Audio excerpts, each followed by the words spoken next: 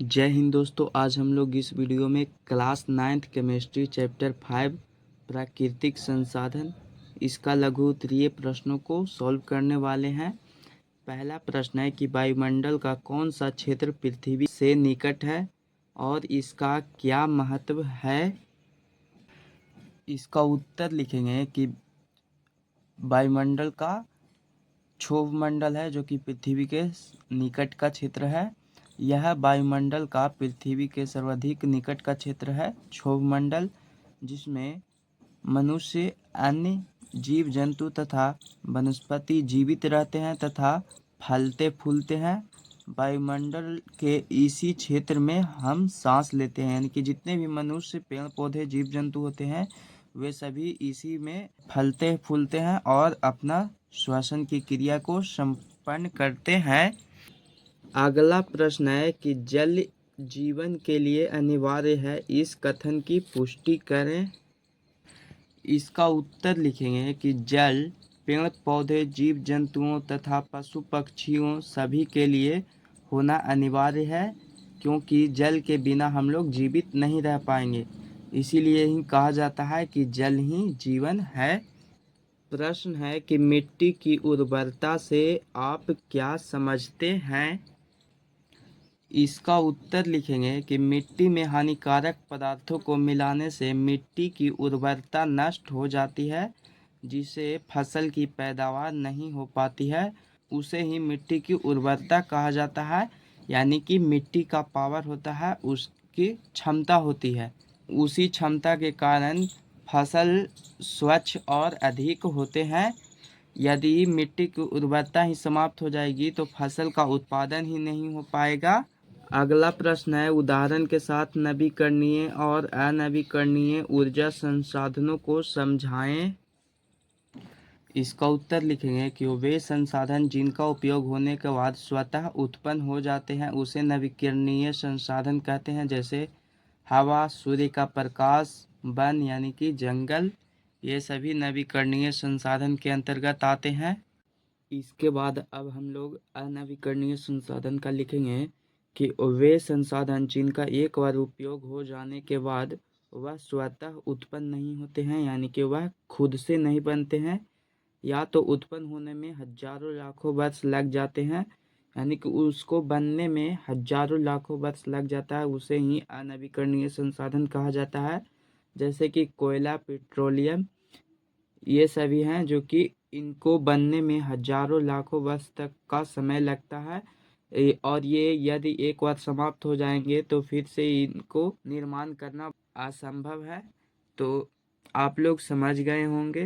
5 number प्रश्न है कि कुछ वायु प्रदूषकों का उल्लेख करें। लिखेंगे कि मोटर वाहनों के द्वारा धुआं निकलने से वायु प्रदूषण होता है, तथा चिमनियों से निकलने वाले धुआं से तथा कारखानों से निकलने वाले धुओं से भी वायु प्रदूषण होता है। तो आप लोग लिख लेंगे। प्रश्न है कि ओजोन स्तर हमारे लिए क्यों उपयोगी है। इसका उत्तर लिखेंगे कि क्योंकि ओजोन परत सूर्य की किरणों से निकलने वाले पराबैंगनी किरणों को पृथ्वी पर आने से रोकता है। यदि पराबैंगनी किरणें पृथ्वी पर पहुंच जाएगा तो चमड़ी का कैंसर, मोतियाबिंद, चमड़ी में विटामिन डी का बनना इत्यादि रोग हो सकते हैं। तो इन सभी रोगों से बचने के लिए जो ओजोन परत होता है वह पराबैंगनी किरणों को अवशोषित कर लेता है, जिससे कि पराबैंगनी किरणें पृथ्वी पर नहीं पहुंचती है। तो इसीलिए ओजोन परत है जो कि मनुष्यों के लिए या फिर पृथ्वी पर रहने वाले अन्य जीवों के लिए यह जरूरी है। अगला प्रश्न है कि जल प्रदूषकों की एक सूची बनाएं। इसका उत्तर लिखेंगे कि जल में कूड़ा कचरा तथा कारखानों से निकलने वाले गंदे जल स्वच्छ जल में मिलने से जल प्रदूषण होता है, तथा जल में सड़े गले पदार्थों को मिलने से भी जल प्रदूषण होता है। जैसे नदी या तालाब में कूड़े कचरे को डालने से होता है जल प्रदूषण, या फिर मवेशियों को धोने से, या फिर कल कारखानों से निकलने वाले गंदे जल को नदी तालाबों में मिला दिया जाता है, जिससे भी जल प्रदूषण होता है। तो आप लोग समझ गए होंगे। प्रश्न है कि वायुमंडल में कार्बन मोनोऑक्साइड का प्रभाव बताएं। इसका उत्तर लिखेंगे कि कार्बन मोनोऑक्साइड वाहनों के धुएं द्वारा जनित वायु प्रदूषक है। वायुमंडल में इसका बहुत ही नकारात्मक यानी कि हानिकारक प्रभाव पड़ता है, जो मानवीय जीवन के लिए खतरा उत्पन्न करता है। वाहनों के धुएं में मौजूद कार्बन मोनोऑक्साइड शरीर में प्रवेश कर रक्त में मिल जाता है और हीमोग्लोबिन से अभिक्रिया कर कार्बोक्सी हीमोग्लोबिन का निर्माण करता है। यानी कि जितने भी वाहन चलते हैं तो उनमें से कार्बन मोनोऑक्साइड नामक एक गैस निकलता है, जो कि हमारे शरीर में प्रवेश कर जाता है। श्वसन की क्रिया के द्वारा हमारे बॉडी के अंदर चला जाता है, वहां से वह रक्त के साथ मिल जाता है और हीमोग्लोबिन से अभिक्रिया करके कार्बोक्सी हीमोग्लोबिन बनाता है, जो कि हम लोगों के लिए बहुत ही हानिकारक है। तो यही है कार्बन मोनोऑक्साइड का वायुमंडल में प्रभाव।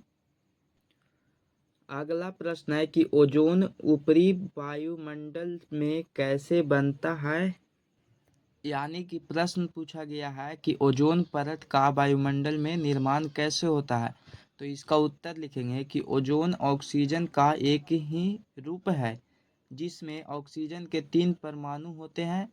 इसका निर्माण वायुमंडल की ऊपरी परत में पराबैंगनी प्रकाश के द्वारा ऑक्सीजन गैस के टूटने से होता है। यानी कि जब ऑक्सीजन गैस टूटता है तब उससे ही ओजोन परत का निर्माण होता है।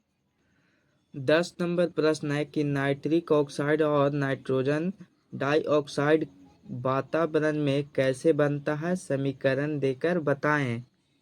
इसका उत्तर लिखेंगे कि वायुमंडल में 78% नाइट्रोजन गैस विद्यमान है। विभिन्न प्रक्रियाओं द्वारा वायुमंडल का नाइट्रोजन नाइट्राइट अमोनिया में परिणत हो जाता है, यानी कि परिवर्तित हो जाता है, जिसे पेड़ पौधे प्राप्त कर दूसरे आवश्यक अणुओं में बदल देते हैं। कुछ फलीदार पौधों की जड़ों में पाए जाने वाले एक खास किस्म के नाइट्रिकरी जीवाणु वायुमंडल के नाइट्रोजन को नाइट्रेट और नाइट्राइट में परिवर्तित कर देता है। आकाश में बिजली के चमकने से वायुमंडल का नाइट्रोजन ऊर्जा प्राप्त कर नाइट्रोजन के ऑक्साइड में बदल देता है। तो आप लोग लिख लेंगे। देखिए यहाँ पे ये रहा समीकरण इसका। तो यहाँ पे नाइट्रोजन है जो कि वायुमंडल से ऑक्सीजन गैस को ग्रहण करेगा और इसे ऊष्मा मिलेगा ही, तो यहाँ पे बनाएगा ये नाइट्रिक ऑक्साइड। और जब यह नाइट्रिक ऑक्साइड पुनः ऑक्सीजन के साथ अभिक्रिया करेगा तो यहाँ पे बनेगा 2NO2 यानी कि नाइट्रोजन डाइऑक्साइड। तो आप लोग यहाँ पे यह समीकरण भी लिख सकते हैं। अगला प्रश्न है BOD का उल्लेख करें, यानी कि BOD क्या है। तो आप लोग सबसे पहले ये समझिए कि BOD का पूरा नाम होता है बायोमेडिकल ऑक्सीजन डिमांड। तो इसके बारे में लिखेंगे कि जल में फास्फोरस और नाइट्रोजन की मात्रा बढ़ने से जल में शैवाल की वृद्धि होती है, यानी कि शैवाल की मात्रा बढ़ जाती है। शैवाल के मरने पर यह बैक्टीरिया द्वारा सड़ता है।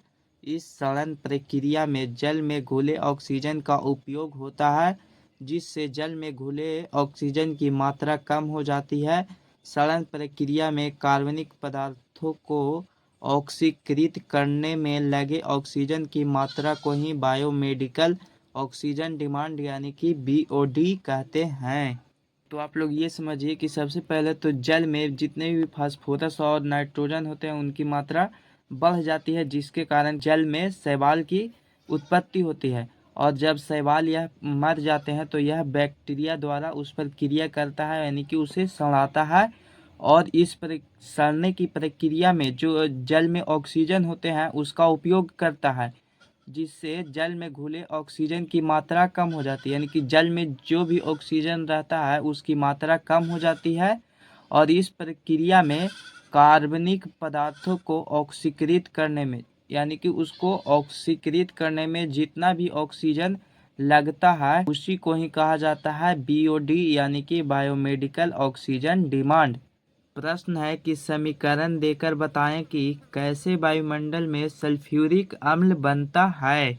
तो ये देखिए यहाँ पे ये रहा इसका समीकरण SO3 प्लस H2O यानी कि सल्फर डाइऑक्साइड प्लस जल मिलकर ही H2SO4 यानी कि सल्फ्यूरिक अम्ल का निर्माण करते हैं।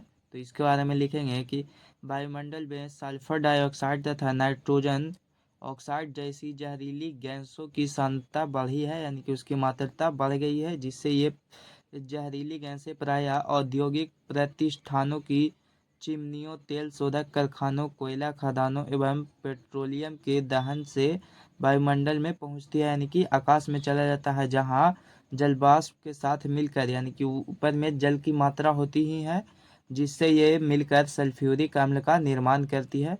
तो आप लोग लिख लेंगे और ऊपर में ये समीकरण है तो साथ में समीकरण को भी आप लोग लिख लेंगे।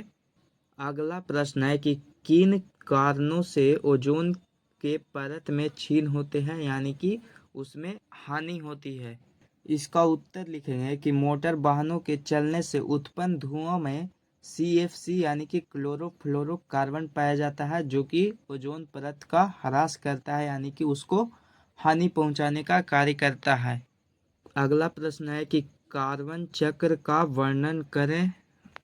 इसका उत्तर लिखेंगे कि जीव जंतु श्वसन की क्रिया में ऑक्सीजन गैस ग्रहण करते हैं और कार्बन डाइऑक्साइड गैस छोड़ते हैं, जबकि पेड़ पौधे श्वसन की क्रिया में कार्बन डाइऑक्साइड ग्रहण करते हैं और वे ऑक्सीजन गैस छोड़ते हैं। यही प्रक्रिया कार्बन चक्र कहलाता है। यानी कि मनुष्य जो ऑक्सीजन गैस ग्रहण करता है और कार्बन डाइऑक्साइड गैस छोड़ता है, किंतु जो पेड़ पौधे होते हैं वे सभी ऑक्सीजन गैस को छोड़ते हैं और कार्बन डाइऑक्साइड गैस को ग्रहण करते हैं। तो यही प्रक्रिया जो चलती रहती है, इसी को ही कार्बन चक्र कहा जाता है।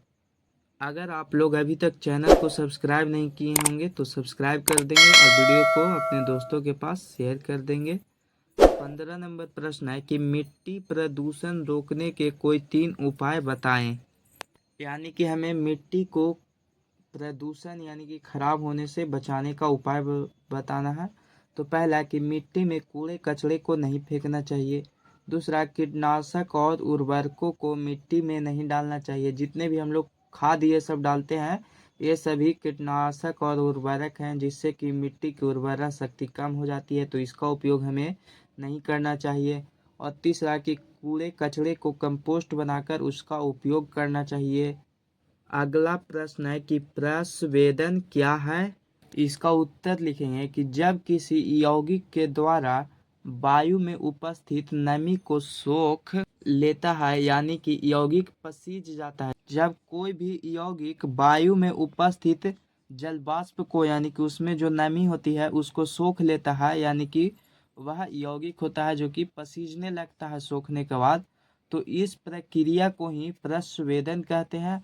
और तथा उस यौगिक को प्रस्वेदी कहते हैं। जिस पदार्थ में से नमी को सोखा गया है उस पदार्थ को ही प्रस्वेदी कहते हैं। जैसे आप लोग देखते होंगे कि नमक होता है वह कभी कभी पसीज जाता है, तो यह होता है इसी के कारण ही, यानी कि नमक में से जितने भी होते हैं नमी उसको सोख लिया जाता है। प्रश्न है कि प्रकाश संश्लेषण प्रक्रिया का क्या महत्व है। इसका उत्तर लिखेंगे कि क्लोरोफिल की उपस्थिति में हरे पेड़ पौधे कार्बन डाइऑक्साइड, जल और सूर्य की प्रकाश का उपयोग करके अपना भोजन कार्बोहाइड्रेट तैयार करते हैं। यह प्रक्रिया ही प्रकाश संश्लेषण कहलाती है।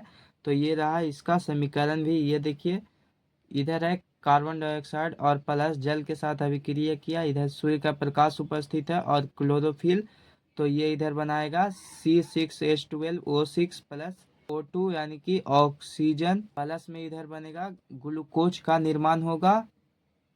और लिखेंगे कि प्रकाश संश्लेषण के द्वारा ही पेड़ पौधे होते हैं जो कि कार्बन डाइऑक्साइड गैस को ग्रहण करते हैं और ऑक्सीजन गैस को छोड़ते हैं। तो यही इसका महत्व है।